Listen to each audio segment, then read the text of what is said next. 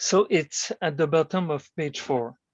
When the psychotrauma is impossible to assimilate, and I always use the word digest. It's like digestion. It's exactly the same thing. Digestion is something physical, but assimilation is something emotional.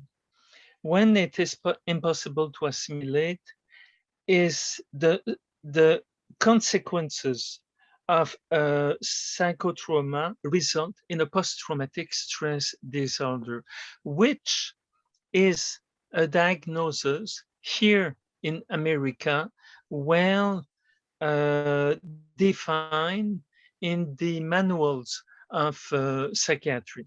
So I will present what is PTSD, post-traumatic stress disorder, PTSD.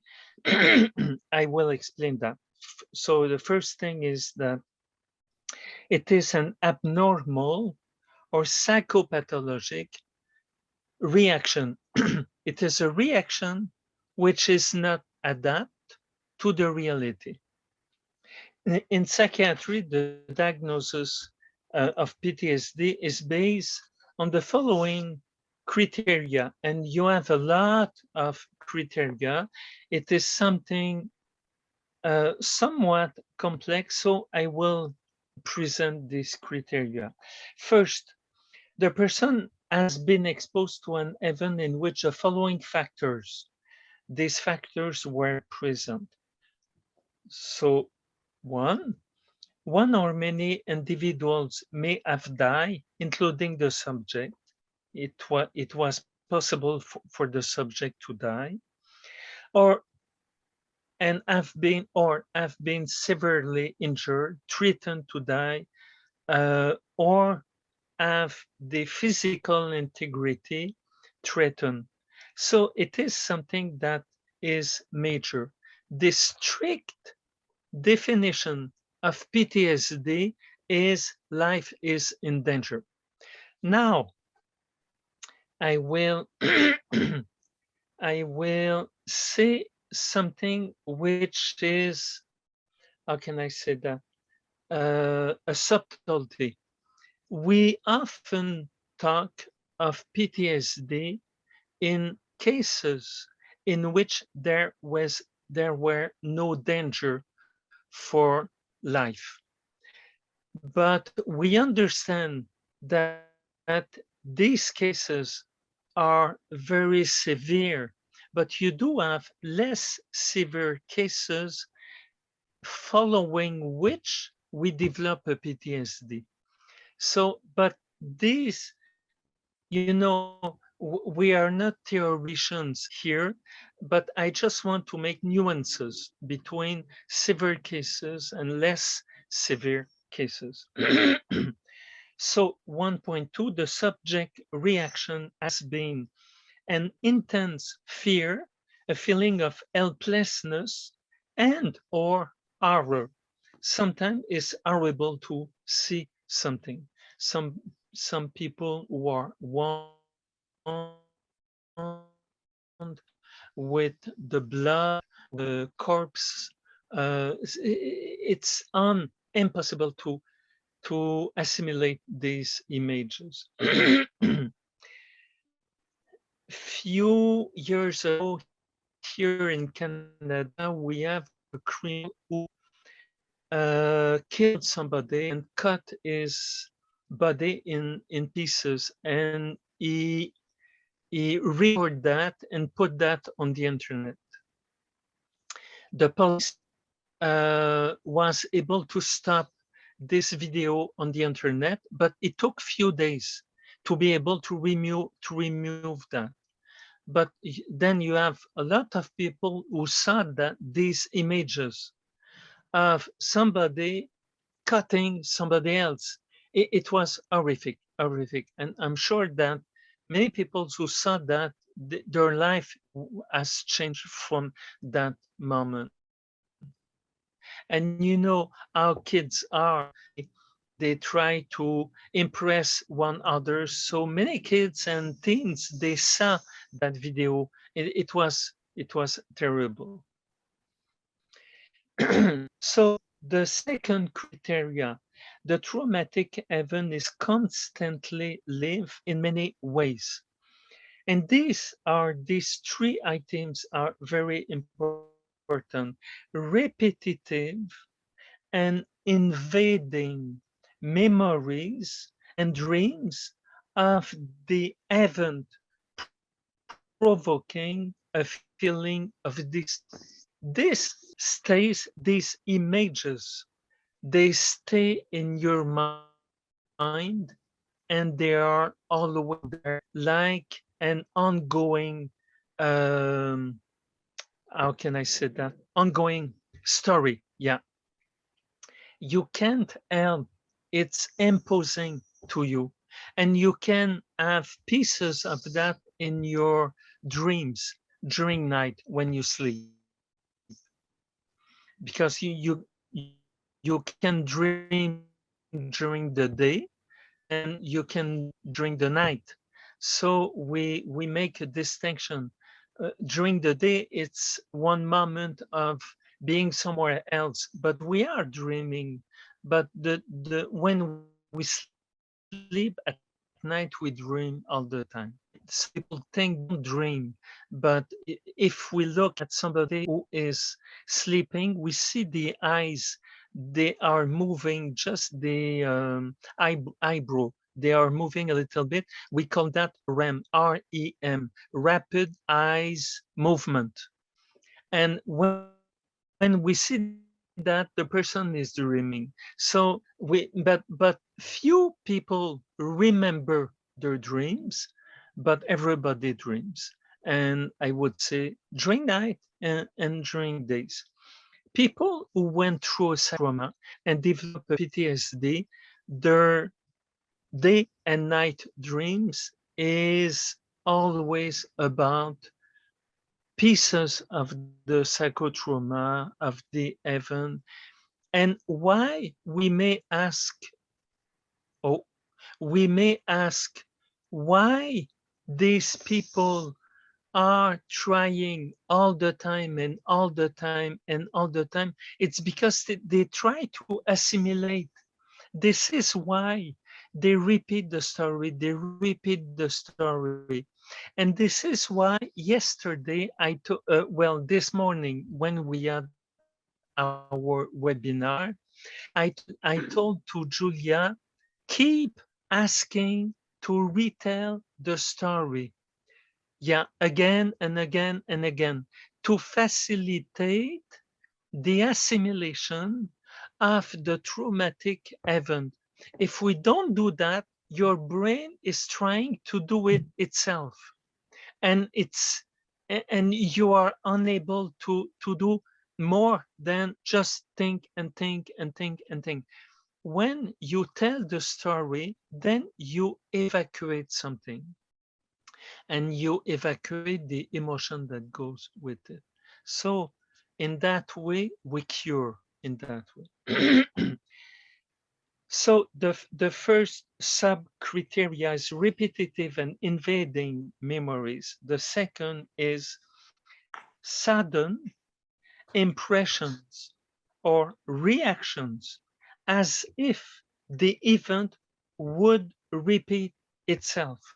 Now, so we have the feeling that this will happen again, just right away, including dissociation reactions, flashback. Suddenly, you have these images of what happened, and you don't see anything else than this image, and you are again in a state of shock. And this is the second element. The third one is intense psychological distress at exposure to cues that recall the event. So everything possible that will recall this, what happened, will provoke distress intensely. So the second criteria, the traumatic event, is constantly lived again in these three ways. And The first one, people will tell you, I can't help it. This is in my mind all the time, all the time, all the time. Just that gives you a cue that we have PTSD. The third criteria now, the third criteria, the person persistently avoids the stimuli associated to psychotrauma. So we try to avoid the thoughts, the emotion, conversations, activities, places. You know, some people can be aggressive in the metro, let's say, and they don't want to take anymore the metro. They don't want to take public transport. Second, persistent and exaggerated negative beliefs or expectations about oneself, others, or the world. So we develop non-adapt expectations and belief. We start to have what I call distortion of the reality, distortion of perception of reality. Third, the incapacity, impossibility to remember important aspects of the psychotrauma. Then the your memory gets disorganized and you lose. This is and the people would say, I don't remember what happened. I don't remember what I did after, what I did before, what this other did. I don't remember. For important decreasing of interest in activities, we are not, we are losing our interest. We are not interested anymore. And this is understandable because all of our energy goes, it's like efforts to master the emotion. So we are busy doing that. So we don't have energy, other energy to be interested in social activities. We are too much busy to trying again and again and again to assimilate and to get rid of these images and events. So decreasing of interest. And in the same way, feelings of detachment and estrangement from the others. We get disconnect to the people. We're not connected anymore because we have this major task to do is to get rid of the overflow. And with that, it's impossible to experience any positive emotion. We feel bad all the time. And the second, the feeling of a dead end, of being unable to go to normal life cycles. So this is the third criteria. And then we have a fourth criteria, which is persistent symptoms. So we have sleep disorders, irritable behaviors, outbursts. We have problems of concentration. We can't concentrate our mind on a problem and activity. We are avoidant and we may have exaggerated startle response for just a little thing. We react. So on page 6, I summarized all these 7 points. And these 7 points must be, I would say, uh, remembered for the healthcare workers. So a PTSD is a mental repetition of the traumatic event. It is an emotional and physical desensitization, disconnection. It is a collapse of stimuli reaction threshold. Our threshold goes down, down, low, low, low. We react to everything. And emotional disorganization and breakdown. We are not efficient anymore. A loss of functional capacities. We're not functional anymore. We are disorganized. A loss of memory linked to the traumatic event. And finally, as a result, a loss of proudness and self esteem. This is PTSD.